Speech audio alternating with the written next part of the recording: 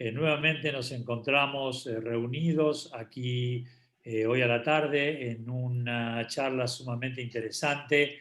Tenemos como invitada a Ethel Barilka, que nos hablará sobre el rol de la mujer a través de la historia judía y los desafíos actuales del judaísmo.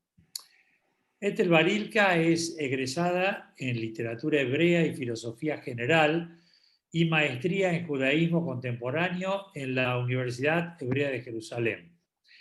También es egresada de la Escuela de Abogacía Rabínica Or Torah Stone de Jerusalén. Tiene una amplia experiencia en educación no formal y formal, asesorando a directores, líderes comunitarios, capacitando a maestros y desarrollando planes de estudio y programas educativos escolares y para la comunidad. Actualmente se desempeña como consultora educativa del Colegio Judío de Praga y es miembro del equipo profesional de Educating for Impact. Desarrolló tareas educativas de largo plazo en varios lugares de la Golá, de la diáspora, en España, Brasil, Argentina y México. Es un placer para nosotros tener a una persona de un nivel intelectual y de conocimiento como Ethel. Y bueno, el mecanismo de la reunión va a ser siempre igual. Ethel va a hacer uso de la palabra, ustedes escriban las preguntas en el chat y cuando termine la locución o cuando ella lo quiera posible, a lo mejor hacemos unas preguntas en la mitad de la charla. Bueno, empezaremos con eso. Así que, Ethel, gracias. En nombre de Amigos por Israel, muchas gracias y te escuchamos. Bueno, muchísimas gracias, Simón. Antes que nada, deciros que es un gusto estar aquí con vosotros. Lo que Simón no les dijo es que para mí son las 11 de la noche. Estoy hablándoles desde Ma'ale Adumim, al ladito de Jerusalén. Así que si ven que me duermo, me despiertan, ¿ok? Porque ha sido un día largo. Pero vamos a tratar de conversar en la medida de lo posible sobre un tema que es muy difícil de abarcar en una hora. Por lo tanto, yo voy a tratar de centrarme en algunos aspectos, porque imposible hablar del rol de la mujer en la historia y en la actualidad, todo eso en una hora. Lo que vamos a tratar es de abrir algunas ventanas para pensar juntos y después nos metemos por donde quieran, o sea, por la ventana que les guste, ¿ok? Para comenzar, si me permiten, quería compartir con ustedes algo que no es nada que tenga que ver con lo judío, pero que creo que es muy importante y que nos va a ayudar a poner las cosas en contexto. Y les voy a leer un texto muy sencillo que dice así. La autora está hablando sobre el tema de la mujer, ¿ok? Y dice, una contradicción directa entre dos observadores atentos que eran contemporáneos. ¿Se las puede educar o no a las mujeres? Napoleón pensaba que no. El doctor Johnson pensaba lo contrario. ¿Tienen alma o no la tienen? Algunos salvajes dicen que no tienen ninguna, otros, al contrario, mantienen que las mujeres son divinas y las adoran por ese motivo. Algunos sabios sostienen que su inteligencia es más superficial, otras que su conciencia es más profunda.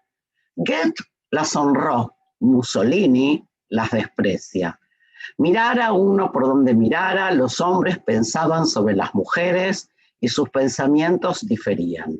Era imposible sacar nada en claro de todo aquello. Esto obviamente no es Talmud, pero esto es Virginia Woolf, 1928. ¿Y por qué? En un libro que me imagino que muchos de vosotros conocéis, que en español se llama Una habitación propia, y en hibrit a mí me gusta más porque se llama Heder Mishelah. Un Heder, ¿saben lo que es un Heider? Un Heider es también el lugar donde los niños estudian. Entonces, Ella hablaba del Heder Mishelá, de su habitación, y nosotros de alguna manera hoy vamos a hablar del Heider Mishelá, del lugar del estudio y la posibilidad de un espacio de estudio para la mujer. ¿Por qué empezar por ahí? Porque a veces cuando vamos a hablar del tema de la mujer en el judaísmo, perdemos totalmente el contexto y las proporciones. Y algunos se enojan con los judíos y otros al revés, se enamoran. Entonces yo les propongo que ni nos enojemos ni nos enamoremos, sino que tratemos de tener una mirada centrada acerca del tema de la mujer y el judaísmo. La cultura judía no se diferenció, ¿okay?, en ese sentido de otras. No es que el judaísmo es patriarcal, sino que toda la cultura, podríamos decir occidental, si queremos llamarla de alguna manera, era patriarcal, ¿ok? Entonces, eso como una primera apertura para que nos ubiquemos. Lo segundo que quiero decir, y por eso también llamamos a la charla el desafío del siglo XXI, yo creo que el tema de la mujer es uno de los grandes desafíos, si no el desafío más importante que tiene el pensamiento judío de nuestro siglo. Ahora, no es solo un desafío, sino que es también un catalizador de una dinámica. O sea, el poner sobre el tapete el tema de la mujer hace que el judaísmo o el pensamiento judaico, la normatividad judía, tenga que modificarse, tenga que tratar de dar respuestas, o sea, tenga que ser dinámica. Si pensamos en eso, por ejemplo, si pensamos en que, yo qué sé, en la creación del Estado de Israel, ¿ok? ¿Hace cuántos años? ¿70? Si nosotros pensamos que cuando surge el Estado de Israel, de golpe el pensamiento judaico, la normatividad judía, la halajá, tienen que dar respuestas a una serie de cosas que antes no había por qué dar respuestas porque no existía el Estado de Israel. Algo parecido pasa con el tema de la mujer. O sea, se presenta una nueva realidad y hay que tratar de darle respuesta. Hasta ahí estamos. Me hacen con las caras para que yo sepa, porque no me gusta hablar sola. Esto del Zoom tiene eso, así que ustedes me hacen así. Ok. Para poder entrar en esto, entonces yo quiero aclarar algunas premisas, ¿ok? Que nos sirven para dar el lineamiento general para que entiendan también desde qué lugar yo hablo. La primera premisa es que el judaísmo, desde mi visión, es un sistema normativo.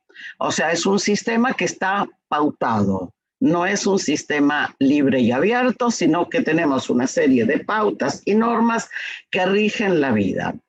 Ahora, el tema que vamos a tratar de ver con la mujer tiene que ver con el deseo de permanecer dentro del sistema normativo.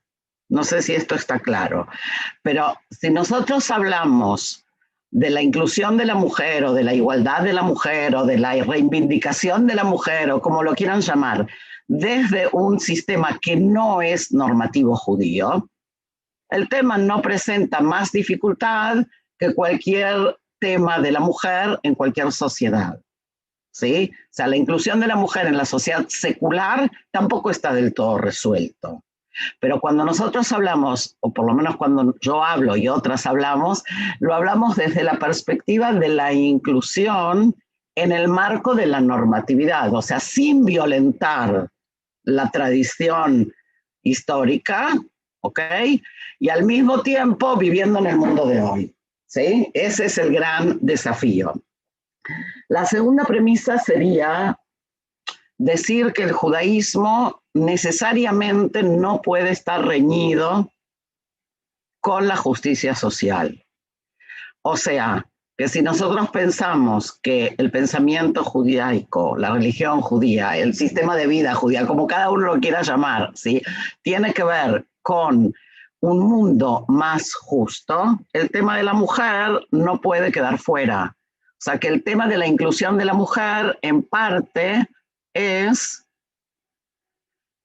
un tema de justicia social, no es un tema de moda, ¿sí? No es que ahora de golpe hablamos de mujeres porque está de moda, sino porque en el siglo XXI esto es un tema. O sea, la mujer hoy está incluida o quiere incluirse o empezó a incluirse hace un siglo, como vimos hace unos minutos, y hoy es parte de este mundo y queremos que también sea parte de este mundo judío y enseguida vamos a tratar de ver qué quiere decir. Hasta ahí estamos. Lo tercero, partimos de la base de que la Torá es eterna.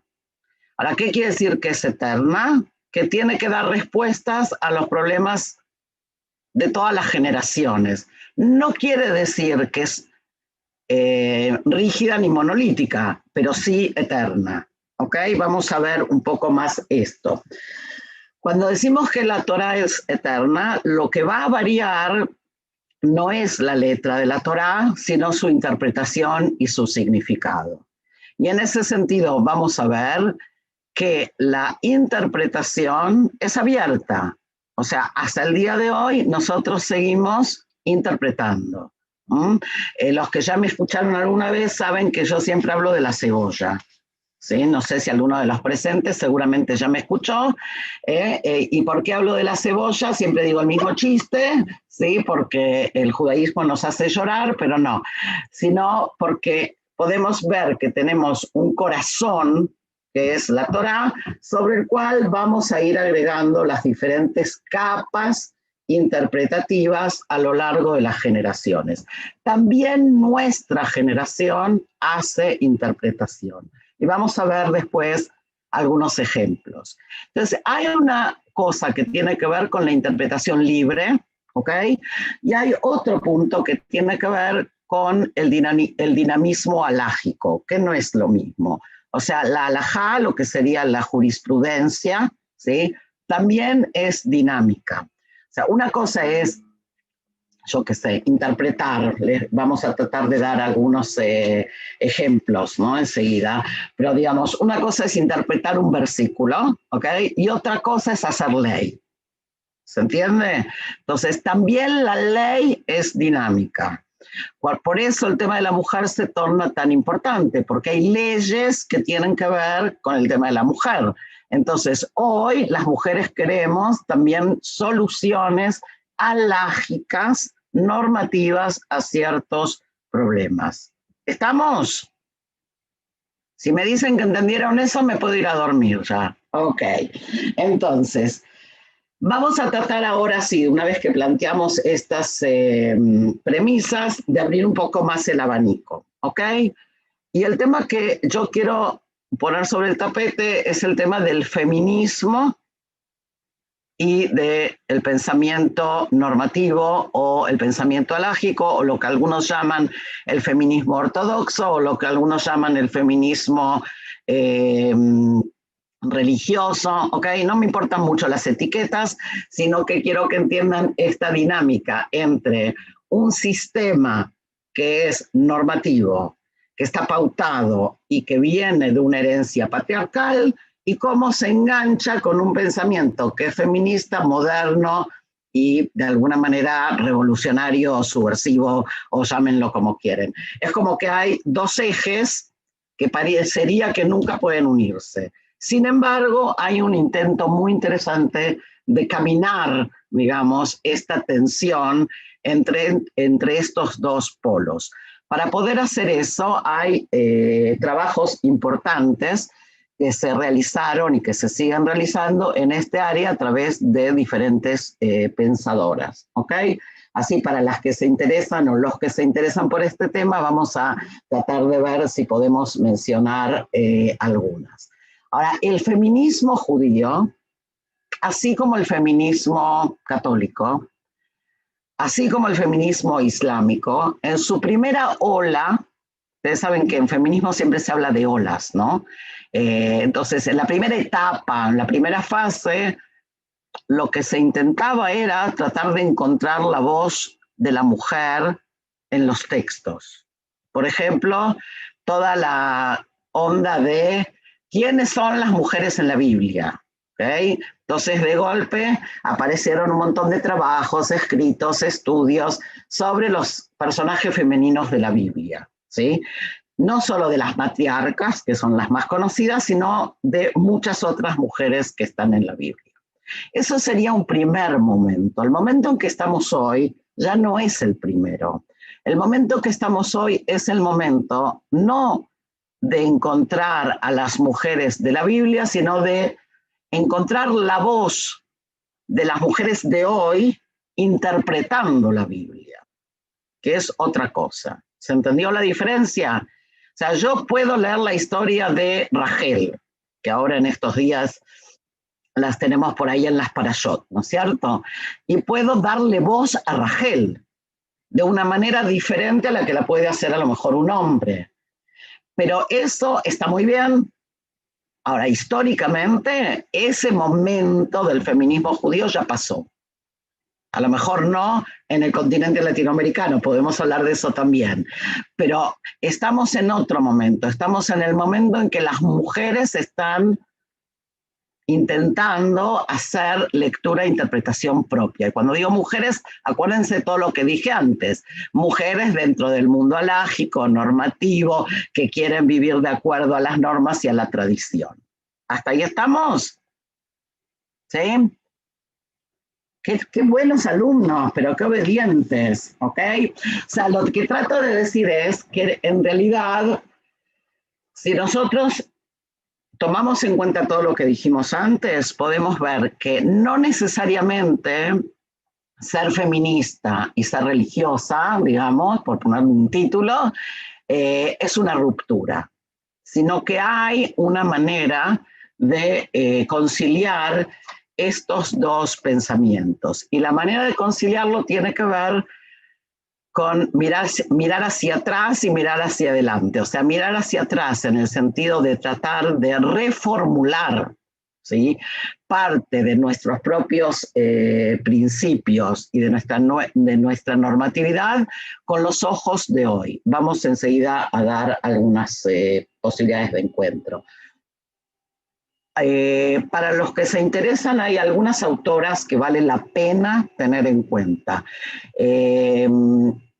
No las quiero así mucho, pero hay autoras como Rachel Adler o como Tamar Ross, que están traducidas no al español todavía, pero esperemos que pronto también, pero sí al inglés, o Ronit Irshai, que son todas estudiosas que hacen este trabajo justamente de investigar y tratar de encuadrar esta conversación entre el feminismo y el judaísmo, incluso de desarrollar, y creo que esto es lo más interesante, un planteo teológico diferente, ¿ok? ¿Por qué? Porque cuando hablamos de la mujer, normalmente caemos, y si me equivoco después me lo dicen, en hablar de lo sinagogal y lo ritual. Sin embargo, hay temas mucho más profundos que lo sinagogal y lo ritual, que tienen que ver también con el pensamiento teológico. O sea, si la Torá, como dijimos antes, es eterna y es la palabra de Dios, ¿cómo entendemos ciertas cosas? O sea, ¿qué hacemos con ese Dios? ¿Sí? Entonces, hay hoy, digamos, un intento de ver cómo es la mirada de la mujer sobre Dios, porque Dios no es hombre ni mujer, sino que el diálogo o la conversación o el discurso acerca de Dios ha tenido un sesgo masculino, pero Dios no es masculino, ¿ok? Entonces, el intento de redescubrir, si ustedes quieren, o de mirar a Dios también en ciertos aspectos femeninos, por un lado, y por el otro, el de incluir la experiencia espiritual de la mujer en el judaísmo, son dos vertientes súper interesantes. Ahora, cuando digo incluir la experiencia espiritual, me refiero a que las mujeres tienen con Dios una relación, igual que los hombres tienen con Dios una relación. Históricamente, el registro ha sido masculino, ¿no es cierto? O sea, nosotros leemos Midrash escrito por hombres, nosotros rezamos plegarias escritas por hombres, ¿sí? Ahora, hoy podemos empezar a pensar que hay Midrash que escriben las mujeres, que hay plegarias que escriben las mujeres, y cómo esto se puede o no, a lo largo del tiempo, incluir o no en el canon judío. Ese es el gran desafío. O sea, el gran desafío no es que Ethel escriba en su casa una plegaria, sino que la plegaria esa mañana forme parte del devocionario. Incluso no hace falta que sea una mujer quien la escriba, sino que incluso hay tefilot escritas por hombres, pero sobre temas de mujeres, que no están incluidas en el ritual. ¿Se entiende lo que digo? Vamos, si voy muy rápido me dicen. ¿Sí? ¿Vamos bien? Ok. Ahora, para poder hablar de todo esto, tengo que hacer una pequeña salvedad. Y es que hay que estudiar. O sea, uno de los problemas que tenemos es el tema del conocimiento. Toda esta gran revolución de la que les estoy hablando, de mujeres que interpretan, de mujeres que escriben, de mujeres, tiene que ver con que las mujeres han accedido al estudio serio del judaísmo. Y esto no es un tema ni de hoy ni de ayer, es un tema que tiene por lo menos 30, 40 años. ¿Okay? Ahora, cuando digo estudios serios del judaísmo, me refiero a la existencia de Batei Midrash, o sea, de escuelas o de lo que ustedes llaman yeshivot, digamos, ¿sí? Para mujeres. O sea, el mismo nivel de estudio y aprendizaje que tienen los hombres. No solo el mismo nivel de estudio y aprendizaje, sino también el mismo sistema de aprendizaje clásico que tienen los hombres históricamente en el judaísmo. Y esto es un fenómeno que existe, que se da y que cada vez es mayor. ¿Okay? Si el año pasado hubo el cierre de la lectura mundial del Talmud y hubo un evento de más de 3.000 mujeres en Jerusalén que terminaron la lectura, saben que el Talmud se lee en 7 años, ¿sí? Entonces, hay hoy mujeres que estudian Talmud igual que los hombres, ¿sí? Ahora, no importa si lo hacen igual o no, lo que importa es que lo hacen y que el acceso a ese conocimiento permite conocer un lenguaje, conocer los códigos y poder hablar desde dentro, ¿sí? O sea, parte del tema es, también esto lo digo mucho, así que algunos tal vez ya lo han escuchado, es dejar de tocar de oído y leer las partituras. O sea, las mujeres históricamente nos han contado el judaísmo, ¿sí? O sea, viene el maestro o viene el rabino y nos cuenta lo que dice la Torá, o nos cuenta lo que dice el Midrash, o nos cuenta lo que dice Rashi, ¿ok?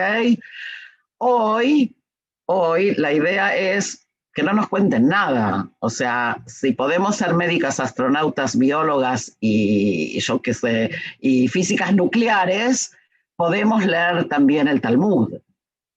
Es solo una cuestión de aprender el lenguaje, como en cualquier otra cosa. No es solo, es una cuestión de aprender el lenguaje como en cualquier disciplina. O sea, en cualquier disciplina, yo, por ejemplo, no soy médica. Si mañana quiero ir a estudiar medicina, voy a tener que aprender, ¿sí?, todos los códigos y el lenguaje médico, ¿ok? Entonces, el acceso al conocimiento es fundamental, porque recién a partir de eso van a poder surgir todas las demás cosas. O sea, si no hay acceso al conocimiento, no puede haber interpretación, no puede haber pensamiento teológico, no puede haber nada. ¿Okay? Entonces, el primer desafío es saber. ¿Okay? Que no quiere decir que hay que ser un gran intelectual, pero hay que saber, hay que conocer. ¿Okay? ¿Por qué? Porque eso es lo que va a abrir las diferentes ventanas. La primera ventana va a ser la búsqueda de soluciones alágicas a temas de mujeres. Pero el tema más famoso que siempre se habla cuando se habla de temas de mujeres, qué sé yo, es el tema de las agunot, ¿no es cierto? El tema de las mujeres cuyos maridos o han desaparecido o les niegan el divorcio, ¿ok? Que no voy a entrar ahora en eso, porque ya solo eso sería tema para otra charla, pero lo que sí quiero marcar es que el hecho de que haya mujeres eruditas en judaísmo hace con que haya una búsqueda de soluciones alágicas a esos problemas de una manera mucho más activa y mucho más concreta que lo que hubo en los últimos 500 años, porque las mujeres están interesadas en resolver ese tema. ¿Se entiende? Les voy a dar 2 ejemplos. Hay, por ejemplo, ya en el Talmud, y después Maimónides lo va a traer, una figura que es que la mujer que quiere, que ante la posibilidad del divorcio alega que su marido le repugna, ¿sí? Hay que concederle el divorcio. ¿Para qué quiere decir? Que no se lo banca, dirían los argentinos, ¿no? O sea, la mujer no lo quiere, no lo aguanta el tipo, no quiere vivir con él. Y Maimónides dice claramente hay que darle el divorcio porque no es una cautiva para tener relaciones con quien ella no quiere. ¿Okay? Eso está ahí en la norma. No quiere decir que el tribunal, a la hora de la hora, lo aplique. Ahora, cuando las mujeres empiezan a estudiar hace 30, 40 años atrás, de golpe hay como un reflotar de esto. O sea, son las mujeres las que dicen, hey, rabinos, se olvidaron de esta pequeña observación de Maimónides y del Talmud. ¿Okay? Lo estoy haciendo muy sencillo, pero para que entiendan a qué me refiero, ¿sí? O, por ejemplo, lo que se llama el alegato de Jutra Leyada, de un bastón para la mano, que es también un alegato talmúdico que dice que la mujer puede pedir el divorcio. Una mujer que no ha tenido hijos puede pedir el divorcio alegando que ella quiere tener un sostén en el que apoyarse en su vejez. O sea, que quiere casarse con otro hombre para tener un hijo. ¿Okay? Nosotros siempre nos cuentan que el hombre puede pedir el divorcio si no han tenido hijos, ¿verdad? Pero no nos cuentan que también la mujer puede pedir el divorcio si no han tenido hijos. Entonces, esa clase de argumentos las mujeres los pueden traer solo si han ido a estudiar. ¿Se entiende? Una segunda cosa que es muy interesante que antes les comentaba es el tema de la interpretación. Y si tienen paciencia, quiero ver con ustedes un midrash. ¿Se animan? ¿Sí? Voy a intentar compartir pantalla. Y espero que lo vean. Yo sé que está con la letra un poco chica, pero quería que lo vean completo, ¿ok? ¿Se acuerdan, los que se acuerdan de la historia de Rabbi Akiva y su mujer Rachel? Ok, que él era un pastor, ella era la hija de un millonario, ella lo manda a que vaya a estudiar Torá, él vuelve después de 24 años de no estar en la casa, ¿ok? Y vamos a leer juntos este midrash y ver qué pasa. Y después les cuento quién lo escribió, ¿ok? Este midrash dice así, abre con una pregunta. ¿Qué fue del rabino Akiva ¿Qué fue del rabino Akiva y su esposa, la hija de Calva Sabúa, que estaba comprometida con él en secreto y lo envió a estudiar Torah? O sea, ¿qué pasó con ellos? Contesta, en el Beit Midrash de Bruria, algunos dijeron que las cosas le salieron bien y otras dijeron que le salieron mal, típicamente judío. Los que dijeron que las cosas le salieron bien, dijeron, cuando regresó, ¿quién? Rabbi Akiva. Cuando regresó Rabbi Akiva, los dos se sentaban durante el día y se contaban lo que sucedió durante estos años. Cuando ella estaba en casa y él en la sala de estudio. Y por la noche le enseñaba Torah. O sea, el Señor vuelve, según esta versión o según esta mirada, Rabbi Akiva vuelve después de 24 años, todos felices y contentos, se sientan por la noche, él le enseña Torah, ella le cuenta lo que pasó en esos años, bárbaro.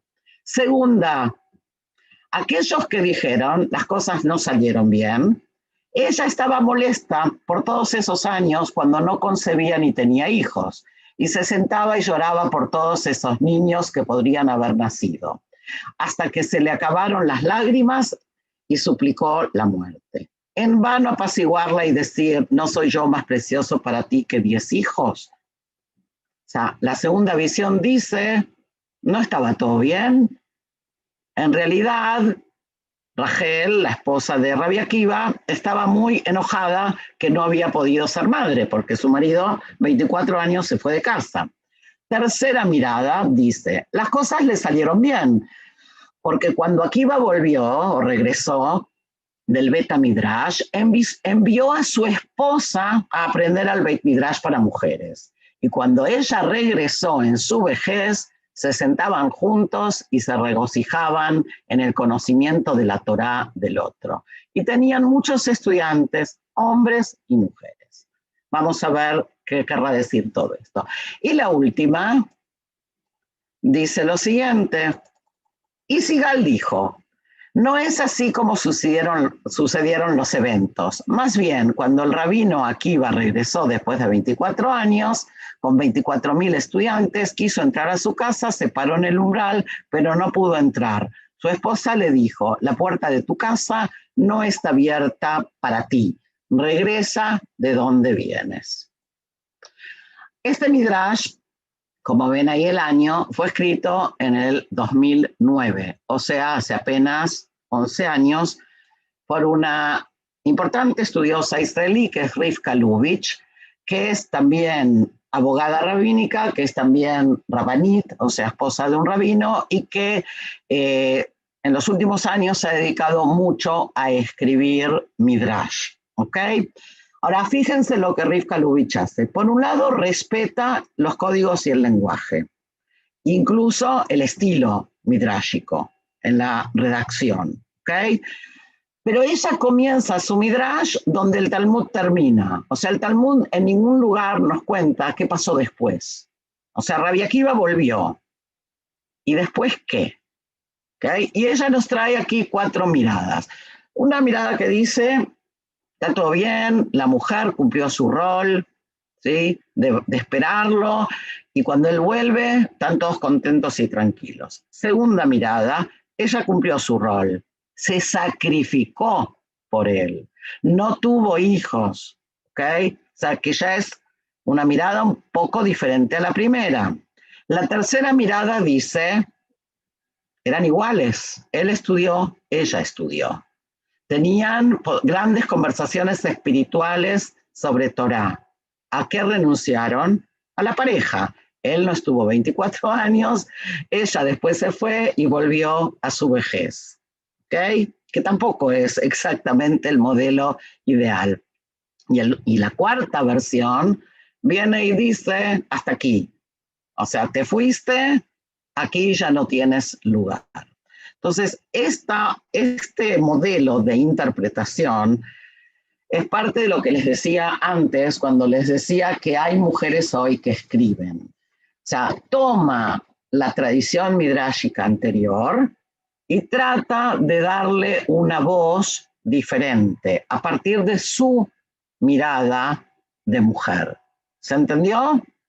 Eso sería un segundo tema, si hablábamos antes de lo alágico o normativo y si hablamos ahora de la interpretación. Hay no sé ni por dónde irme, hay un tercer tema que es el tema que es más conocido, así que a lo mejor lo hacemos más breve, y es que a partir del estudio se abre la posibilidad de la incorporación de las mujeres a ciertos cargos que antes no existían. ¿Ok?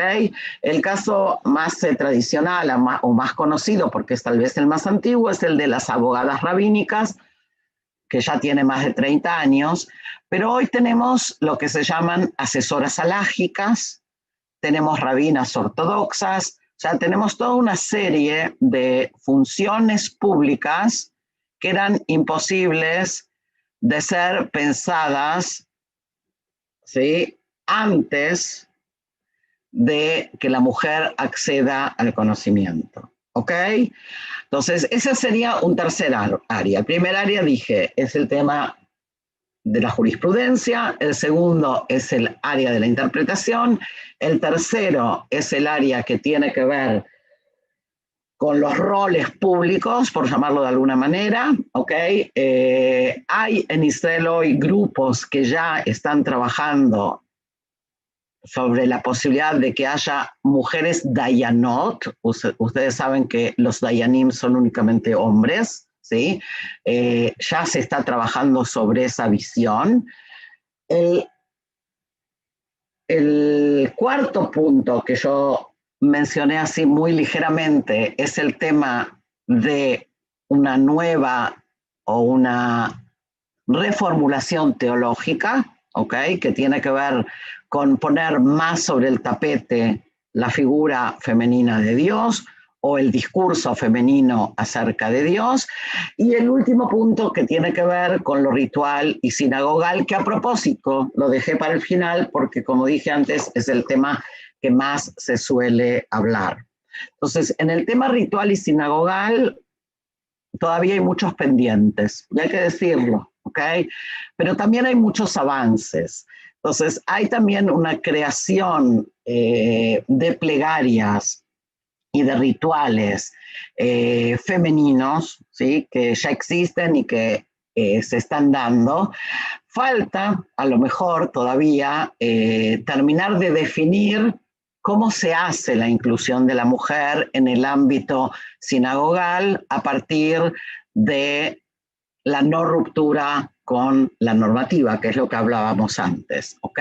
Sin embargo, hay pasos muy, muy importantes. El hecho de que podamos hablar hoy de nominación de rabinas ortodoxas es sin duda una gran revolución que hace, ya no digo 30 años, hace 10 años a nadie se le hubiera ocurrido, ¿ok? Yo, si les parece, siendo las 23:40, vamos a hacer aquí un break. Vamos a abrir un poco las preguntas y vemos para dónde nos vamos. ¿Les parece bien? Ok, me parece muy bien, Ethel. Aquí estoy preparado para preguntarte. Adelante, Alicia. Sí, Simón, tengo algunas preguntas desde el chat. Dale. En los Batei Midrash de mujeres, la pregunta es, ¿son mujeres las que enseñan? Te leo todas. Sí. ¿Me vas a leer todas las preguntas? Bueno, porque el tribunal de hombres, en realidad, bueno... No te escucho bien, Alicia, perdón. Está mal, Alicia. No, digo que o te digo de a una o te leo las que hay y luego las respondes. Lo que ustedes decidan. No, de a una, Alicia, de a una. Bueno, de a una entonces, no terminamos más. Por eso, a lo mejor se pueden incluir, porque por ejemplo, una pregunta que por qué el tribunal es de hombres, bueno, contestaste que era dificultad, que todavía hay dificultad, pero que ya se empezó a trabajar con algunas mujeres dayanot. No, ok, lo voy a aclarar. Sí. Vamos a aclarar dos cosas. Sí. Bueno, sí, Elisa. Primero era si las mujeres son las que enseñan en los Dependen cuáles. Hay Batei Midrash que enseñan mujeres y hay Batei Midrash para mujeres donde enseñan mujeres y hombres, ¿ok? Depende dónde y cómo. Obviamente en la primera oleada, ahora ya no estamos en la primera, había más hombres que enseñaban porque no había mujeres todavía preparadas para eso. Pero hoy hay Batei Midrash que son solo mujeres las que enseñan o mujeres y hombres, que yo creo que vale la pena la aclaración de que nadie está hablando aquí de excluir a los hombres, ¿ok? Sino de compartir, o sea, de que la mujer comience a ser parte del diálogo judío a partir de que tiene estos conocimientos, no es para sacar a los hombres, sino que es para ampliar esa cebolla, ¿sí? O esa espiral, es para agregarle una capa más, no para sacar una capa. ¿Ok? El tema del tribunal rabínico lo quiero aclarar para que no haya malas interpretaciones. Los tribunales rabínicos son de hombres. Toda la vida así lo fueron, históricamente. Los dayanim, la figura del dayan, o sea, del juez, en el judaísmo es una figura masculina. ¿Ok? La pregunta que hay que hacerse desde la normatividad es, ¿podría o no podría una mujer ser jueza, ¿ok? Y hay varios intentos de respuesta. La respuesta más tradicional tiene que ver con Deborah. ¿Se acuerdan de Deborah, la jueza, en el Tanaj? Entonces, tomando un poco la idea y la figura de Deborah, pero sobre todo tomando el tema de que, si recuerdan la historia, la historia en el Tanaj dice que Deborah estaba sentada abajo de la palmera y la gente iba hacia ella a consultarla, ¿sí? Entonces, basándose en esto, es que los que opinan que la mujer podría ser jueza, se basan en esto, en el tema de lo que en hebreo se dice kiblu aleyem, o sea, de que el público, el tzibur, está dispuesto a aceptar esa autoridad, ¿ok? Y en base a eso, hoy hay no hay dayanot, hay grupos de mujeres y de hombres interesados en modificar eso para que algún día haya dayanot. Hay quienes dicen que va a ser más rápido de lo que se piensa, y aclaración, entre paréntesis, en esto entran temas también políticos. O sea, los nombramientos de los rabinos en los tribunales no es únicamente un tema alágico, ¿ok? Eso es para otra charla. Sí, ¿algo más que me dejé en el tintero, Elisa? No, acá hay una pregunta que a lo mejor podrías aclarar también, porque alguien dice, usted habla de la mujer pero no es feminista. Y otra pregunta es una pregunta, espera, ¿eso es una pregunta, es una afirmación? ¿Qué es eso? No, pareciera ser una afirmación. Bueno. No estaba como pregunta. Okay. Y la otra es que alguien dice que el Midrash hablaba que los 24 alumnos eran en realidad de la mujer de Rabbi Akiva. O sea que la gloria es de la mujer de Rabbi Akiva. Ok, no son preguntas, por lo tanto no tengo mucho lo que responder, ok. Creo que parte de un diálogo importante es que no le digamos al otro lo que es o lo que no es. O sea, si yo digo que soy ortodoxa y soy feminista, pues acéptenlo como lo digo. ¿Sí? Vamos a las preguntas. ¿Hay más? Dice, ¿qué son las rabinas ortodoxas? Bien, ahora lo explico. Ok. Simón. ¿Querés terminar de contestarle a Lisa y yo empiezo con mis preguntas? Como me da lo mismo. Aclaro lo de las rabinas ortodoxas. En los últimos años, también en Israel y también en Estados Unidos, ha habido, no sé cómo se dice, nominación, o en hebreo se dice smijá, ordenamiento de rabinas ortodoxas. Ahora, ¿qué quiere decir? ¿Cómo es el mecanismo? El mecanismo en el judaísmo para darle smijá, para darle ordenamiento a un rabino, normalmente es a través de una serie de exámenes que la persona, hasta ahora eran hombres, pasa ante un grupo de rabinos o ante un rabino importante que es el que le toma examen. En los últimos años ha habido rabinos que han permitido, primero que han enseñado, ¿okay?, a mujeres lo mismo que a los hombres para que puedan acceder a esos exámenes, ¿ok?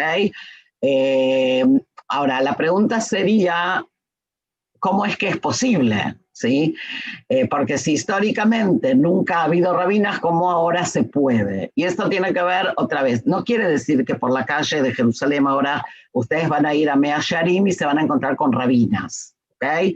Dentro de la ortodoxia hay también una amplitud de posibilidades y gamas. Entonces, dentro de lo que es la ortodoxia moderna, hay ciertos sectores que hoy ya dan titulación. ¿Okay?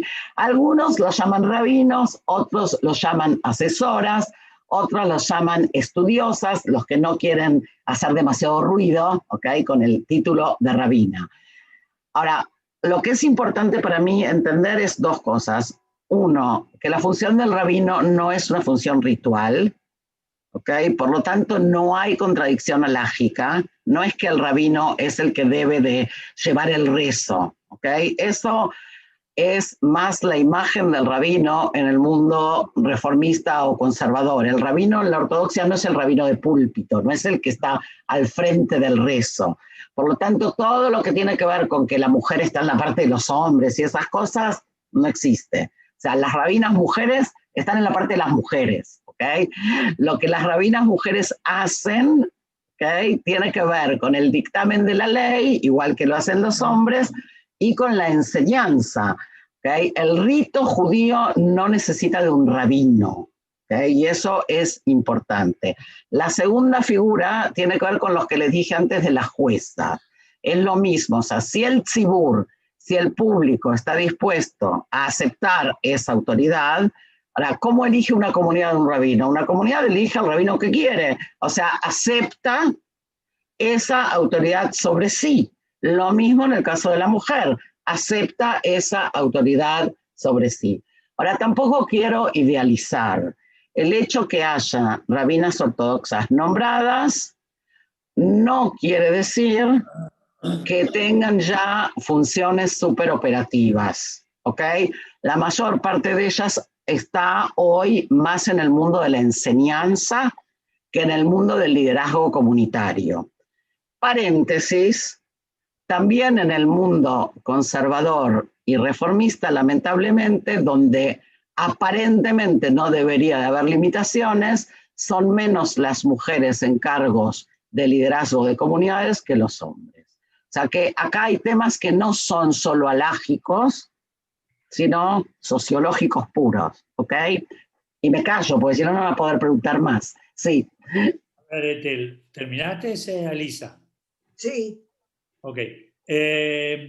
Yo iba a empezar por otro lado, pero quiero, para completar esta fase acerca de las rabinas mujeres, preguntarte, por ejemplo, ¿ellas son aceptadas por quién? Por quien las acepta. ¿El superior rabinato de Israel las No, acepta como rabinas? no. Tampoco son partes de un minyan. No, porque no tiene nada que ver. O sea, son categorías totalmente diferentes. El tema de la ordenación rabínica, como expliqué antes, tiene 2 o 3 variables. Históricamente, la nominación rabínica siempre fue de un rabino a otro, ¿ok? Cuando no había Estado, ¿ok? O sea, ¿quién te nombra rabino? Otro rabino que te tomó el examen, ¿sí? O otro tribunal que te tomó el examen en algunos casos. Con la existencia del Estado de Israel existen los exámenes oficiales de rabinato, ¿ok? Que los dan los que quieren darlo ahí. Por ejemplo, la ultraortodoxia no pasa esos exámenes, porque para ella el rabinato de Israel no tiene ninguna importancia. El rabinato, a tu pregunta, Simón, oficial del Estado de Israel, todavía no reconoce a estas rabinas. ¿Lo va a reconocer o no? No sabemos. ¿Ok? Y hay sectores, como dije antes, que aceptan esto y hay sectores que no. Ok. Vamos un poquito al inicio de tu charla, Ethel. Dale. Dijiste que el judaísmo es un sistema normativo. Uh-huh. ¿Cómo relacionás esto con el libre albedrío que nos fue otorgado? La pregunta es, ¿un judío puede elegir qué normas seguir o cuáles no de acuerdo a sus ideas? ¿Esto lo haría menos judío que otro? A ver, el libre albedrío lo tenemos porque también desde la concepción judaica fuimos creados libres, ¿ok? Yo puedo elegir no cumplir la norma. Es mi libertad humana, ¿sí?, la que me da la posibilidad de no cumplir la norma. O sea, la mayor parte de los judíos del mundo no cumplen la normatividad judía. ¿Son judíos? Sí. O sea, no son religiosos. No son observantes, o no son observantes de todas las mitzvot, o no les importan las mitzvot, no importa, hay miles de variables, ¿sí? No hay no tiene una cosa que ver con la otra. O sea, la definición de la pertenencia al judaísmo no pasa por la observancia de la norma. Okay. ¿Se entendió? ¿Se entendió? ¿Sí? Sí. Ok. Con respecto a la Torá, vos dijiste que es eterna y que hay que seguir reinterpretándola permanentemente. ¿Cómo sabemos cuál interpretación seguir o tomar como válida? La pregunta del millón.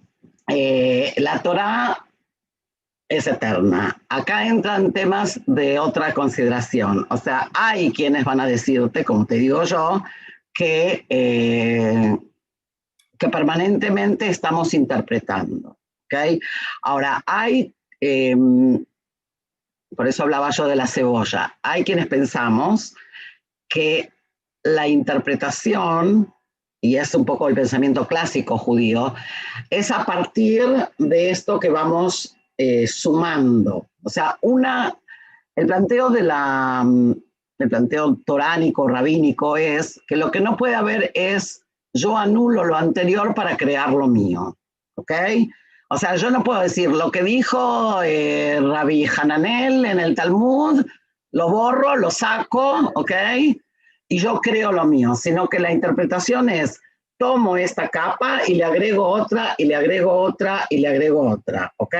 Hay incluso quienes piensan que esto tiene que ver con un tema teológico, y es que la revelación de Dios es permanente. Como es permanente, la palabra de Dios es reinterpretada de manera permanente. No es que Dios habló una vez y se terminó, ¿ok? Sino que hay como una presencia permanente y por lo tanto, ¿sí? La reinterpretación es constante. Ahora, ¿cómo saber a quién sigo? Es una pregunta muy judía y depende en qué. En lo que es interpretación, no tengo por qué seguir a nadie. O sea, yo puedo leer un versículo y leer 15 interpretaciones y decir, esta me gusta, esta no. El tema de a quién sigo tiene más que ver con la jurisprudencia, o sea, con la ley. Cuando hay que fallar o dar un fallo rabínico o alágico a una situación determinada. Por ejemplo, yo qué sé, ¿me puedo o no me puedo hacer un trasplante de riñón? Yo qué sé, ¿ok? Entonces, depende a quién sigo, voy a tener respuesta A o respuesta B. ¿Se entiende la diferencia? Ahí hay algo que decidir. Por lo tanto, es importante a quién sigo. Y por eso ya nos dice Pirkei Avot, Tasele Harraf, o sea, hazte de un rabino. ¿Okay? Tú tienes que elegir quién es la persona a la que vas a seguir. Lamentablemente hay muchos que siguen a veces sin investigar quién es la persona, ¿ok? Pero no, se supone que tenemos que elegir a quién seguir. No sé si con eso más o menos queda claro, Simón. Y queda claro, a mí me contaron hace poco como un ejemplo un poco ridículo, cuando estábamos hablando también sobre judaísmo, y decían, bueno, también podemos considerar que el judaísmo es como si fuera una gran heladería, donde hay mucha cantidad de gustos de helado. Entonces cada uno va y se sirve de ese judaísmo lo que quiere cumplir y lo que no, y elige y se forma su propio judaísmo. ¿Vos estás de acuerdo con esa idea? ¿Y por qué importa? O sea, yo no vengo a ver, hay algo muy interesante, yo no digo lo que otros tienen que hacer, Simón. Yo creo que cada uno elige su camino, ¿sí? Hablábamos antes del libre albedrío, y su postura dentro del ámbito de la vida y dentro del judaísmo también. O sea, si hay alguien que quiere ver el judaísmo como una heladería, espero que encuentre muchos sabores que le gusten, pero yo creo que expliqué que yo lo veo más como una cebolla, o sea, y no como una heladería. Hay una diferencia, estamos muy metafóricos, hay una diferencia fundamental y es el eje. O sea, cuando yo pienso en el judaísmo, pienso en un eje que es un eje histórico, ¿okay? Que va al pasado y que va al futuro, sobre el cual todos nosotros estamos montados y que hace que yo y vos podamos estar conversando, ¿sí? Si nosotros no tuviéramos ese eje en común, entonces, yo qué sé, esto sería una charla académica. Y no lo es, o sea, estamos hablando también entre familia, estamos hablando porque nos importa este tema. Entonces, ese eje que es el eje, digamos, histórico, ¿sí? Es el que no podemos romper desde mi punto de vista. No podemos romper porque si rompemos con ese eje, estamos creando otra cosa, ¿ok? Nos salimos del contexto. Ahora, podemos sí agregar alrededor de ese eje todo lo que querramos, y este siglo agrega fundamentalmente, y con eso empezamos, la voz de la mujer, que era una voz que no estaba. Así como, qué sé yo, como otros siglos agregaron, yo qué sé, la voz del hasidismo, y otro siglo agregó la voz de Maimónides. O sea, a veces nos parecen re normal, pero cuando Maimónides escribió, nadie le prestó atención, ¿sí? Y más de uno lo hubiera querido poner en la hoguera. O sea, que también tenemos que entender que la historia es importante también en ese sentido. Las ideas, y tiene que ver con lo que tú preguntabas, Simón, de qué elijo. Hay ideas que van a quedar y hay ideas que van a decaer por sí solas. O sea, en el proceso de la historia, dentro de esas capas de la cebolla va a haber algunas que no van a perdurar y otras que sí. No sabemos cuáles son. Ok. Las personas más observantes, digamos, siguen normas que estableció la halajá hace siglos y que en ese momento quizás tenían un fundamento y ahora ya no tanto. ¿No correspondería repensar un poco el tema de las normas o costumbres que quizás ya deberían cambiar según las nuevas interpretaciones? O sea, Mira, un ayornamiento. todo lo que estamos hablando tiene que ver con eso. O sea, permanentemente estamos moviendo la halajá. La halajá, o sea, quien piensa que nosotros vivimos de acuerdo a la halajá del siglo II, no conoce la halajá, porque nosotros no vivimos conforme a la halajá del siglo II. La halajá es algo que es un cuerpo normativo que, como dije al principio, es dinámico y el cual, y les di, por ejemplo, los ejemplos que les di acerca del divorcio, o sea, que hasta el día de hoy seguimos, ¿sí?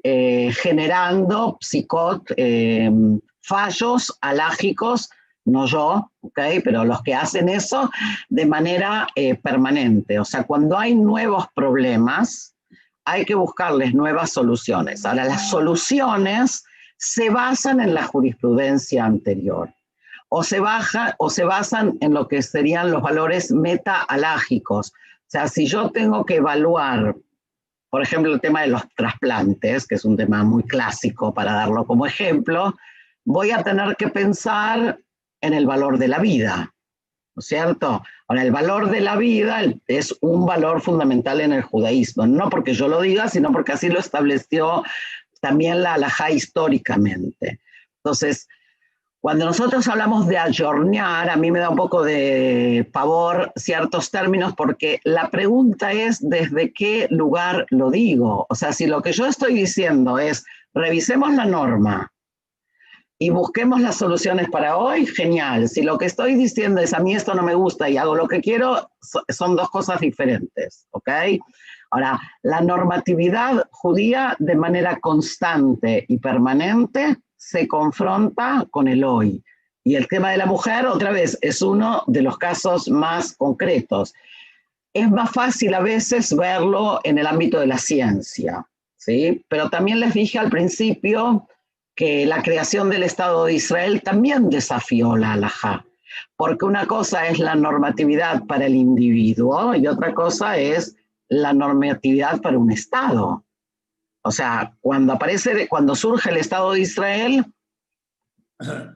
hay que ir a revisar lo que escribió Maimónides en el 1200 sobre las normas del reinado, ¿ok? sea, no teníamos una jurisprudencia que tenía que ver con lo estatal, porque no teníamos Estado. O todas las normas que tienen que ver con la agricultura, de golpe tenemos tierra.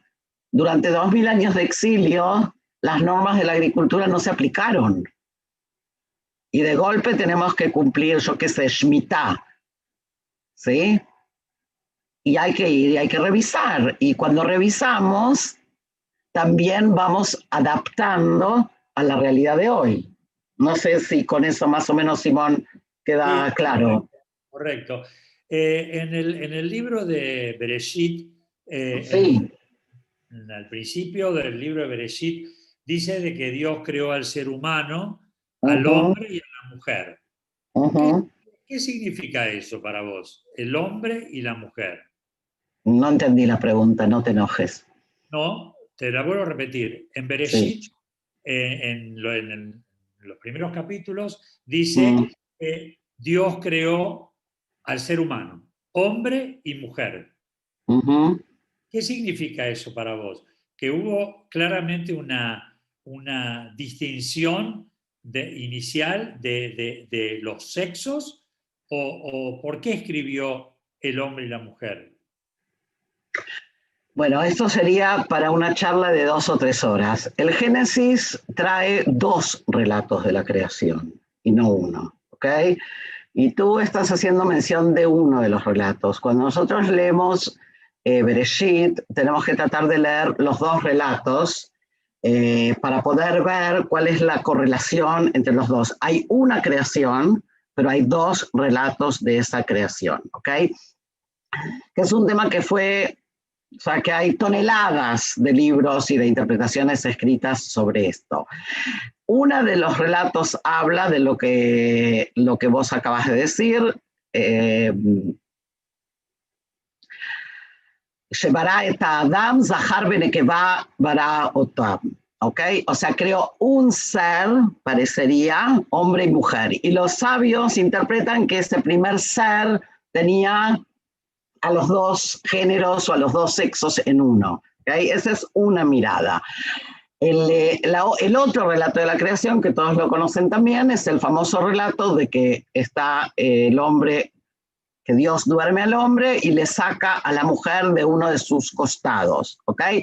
Son 2 visiones totalmente diferentes. Las 2, obviamente, hablan también del hombre y también de la mujer. Pero cada uno de los relatos tiene una función diferente. Para decirlo así, ni siquiera sé si vale la pena decirlo en telegrama, porque es un tema un poco más profundo que eso, pero para decirlo así en súper telegrama, algunos interpretan que una visión habla del hombre y la mujer en el sentido de igualdad, ¿okay? De que ambos son humanos, o sea que el énfasis está puesto en el plano de la igualdad, mientras que el otro relato está puesto el énfasis en el plano de la funcionalidad de la pareja, ¿ok? Entonces son visiones muy diferentes. Hay un excelente escrito, si les interesa, del rabino Soloveitchik, tal vez el más importante pensador de la ortodoxia moderna, en un libro que fue traducido al español más de una vez, que se llama La soledad del hombre de fe. En La soledad del hombre de fe van a encontrar, los que se interesan, un tratado exquisito sobre el tema del Génesis y la creación del hombre y la mujer. ¿Ok?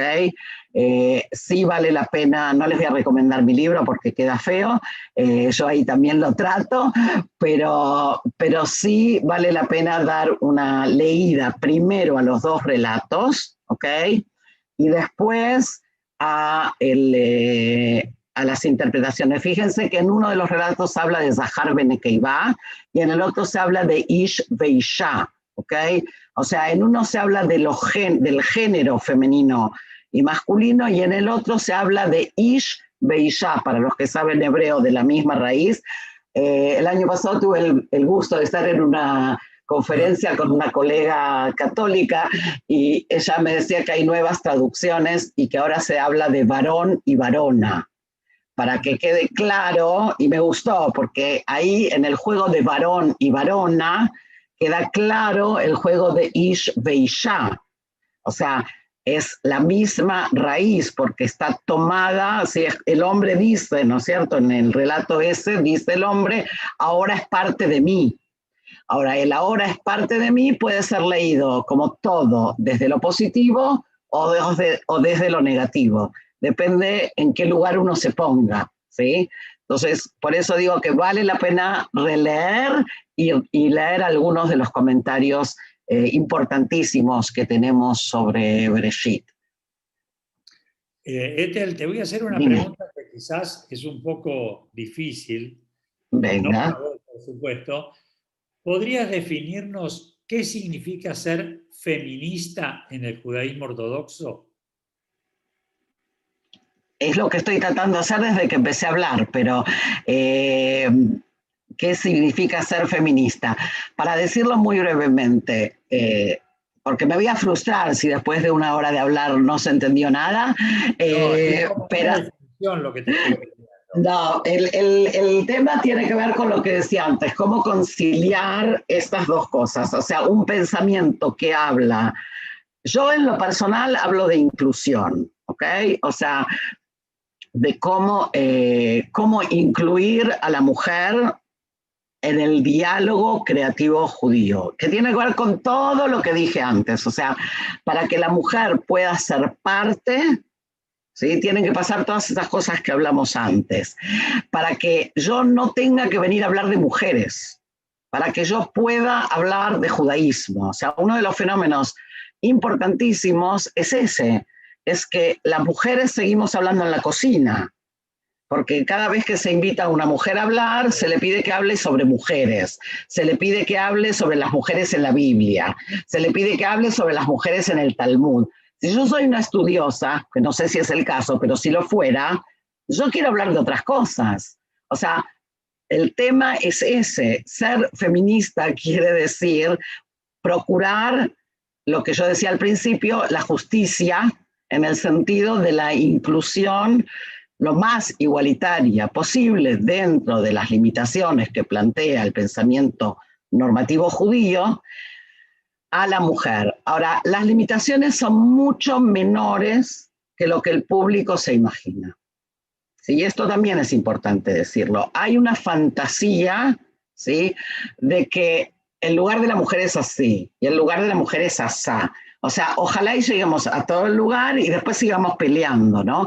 Pero hay muchísimas cosas que se pueden, pero que no hacemos porque no sabemos. ¿Okay? Y eso es lo que yo, o lo que el feminismo un poco trae en el sentido de lo que decía antes. Indaguemos, busquemos y vamos a ver que la mujer puede ser incluida y casi igualada en muchísimos ámbitos. El ámbito más problemático va a ser el sinagogal, que es el que está más parado, ¿ok? Pero que tiene que ver con muchas otras cosas y no solo con la halajá. ¿Okay? Pero también déjenme decir que hay sinagogas ortodoxas igualitarias, no en Argentina, pero las hay. ¿Okay? Entonces, hay fenómenos muy interesantes que se están dando en el mundo judío normativo, observante, religioso. Pónganle la etiqueta que quieran ponerle. ¿Okay? No sé, Simón, si con eso más o menos... No, ok, perfecto. Yo como son las 12:15 de la noche y veo que tus objetivos se cierran, quiero relativamente a esto hacerte una última pregunta. Bacallá. Esa mujer feminista, ¿cómo se siente en relación al cumplimiento con las normas de la mikve? Si es una mujer judía y observante, otra vez es una pregunta muy particular, que también esto quisiera poder decirlo. La mujer, ¿cómo puedo saber yo lo que siente la mujer? Yo puedo saber lo que siento yo. Es como que hay en esto también esto del imaginario, ¿no? O sea, todas las mujeres cuando van a la mikve sienten lo mismo, no. Todas las mujeres cuando se casan sienten lo mismo.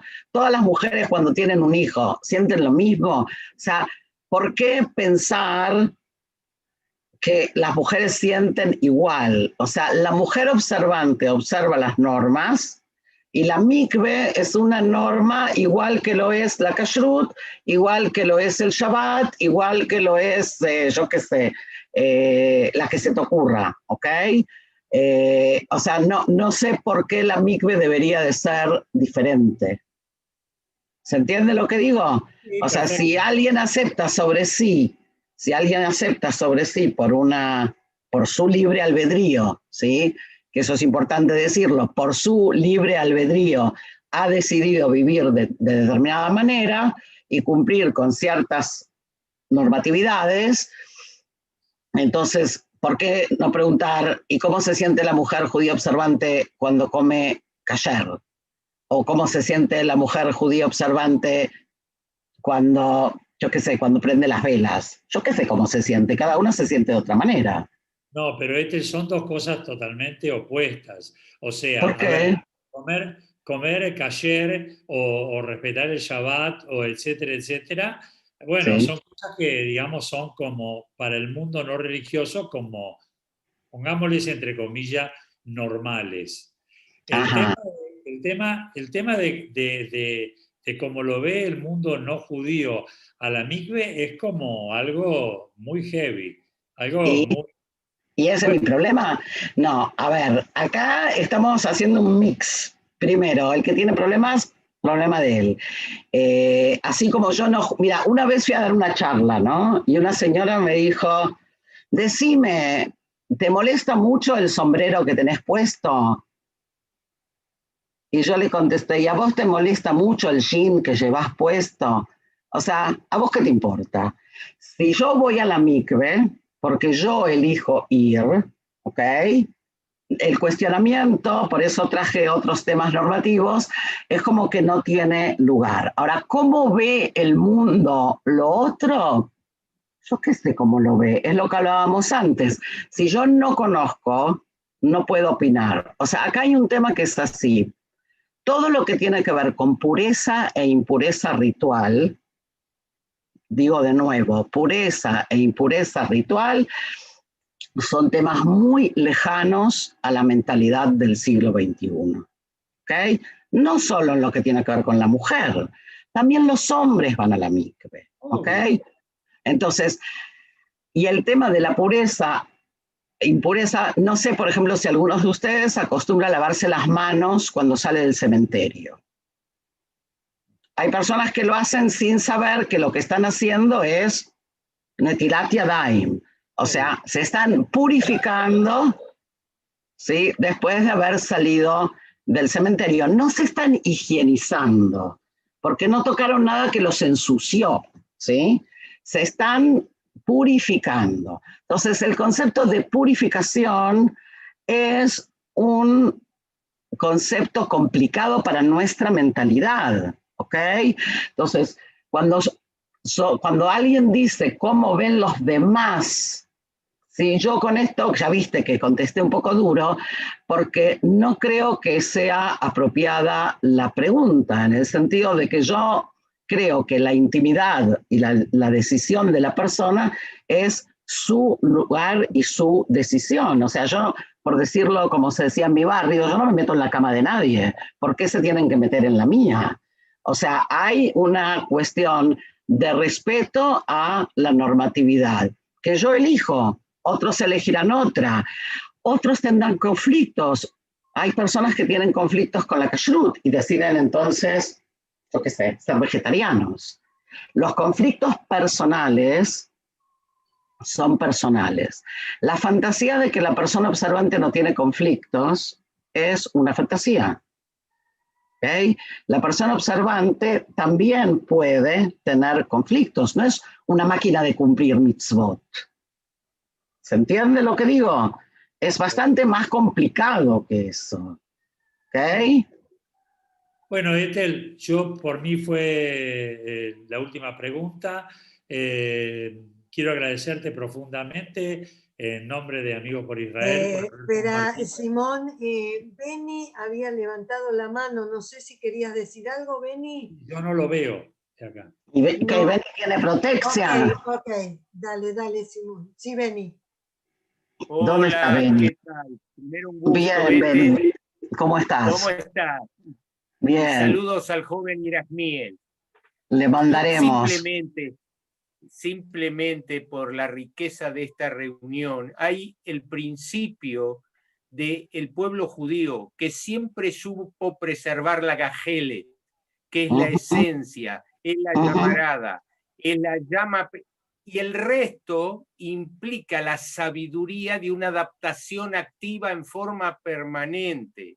Lo único que quiero destacar, simplemente, y gracias por la posibilidad de sumar, es lo que dijo Rambam, ya que lo nombraste. En definitiva, se adelantó a mi amigo Freud, cuando el Rambam dijo, nadie puede amar lo que no conoce. Entonces, el principio fundamental de todo es conocer, y esto es parte de la humilde y fuerte decisión de la identidad judía. Bueno, esto y gracias, y los saludos, gracias a Lisa y gracias Simón. Sí, Muchísimas gracias a ustedes. Y bueno, como ven, es un tema que da para mucho.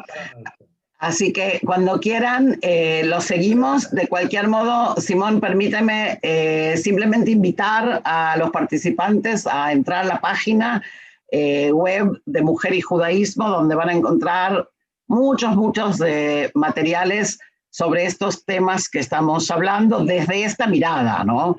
Desde una mirada crítica, feminista, abierta, etcétera. ¿Ok? Así que para mí un placer. Bueno, Ethel, muchísimas gracias por acompañarnos y por habernos brindado tanta información y tanta cosa. La verdad es que muchísimas gracias.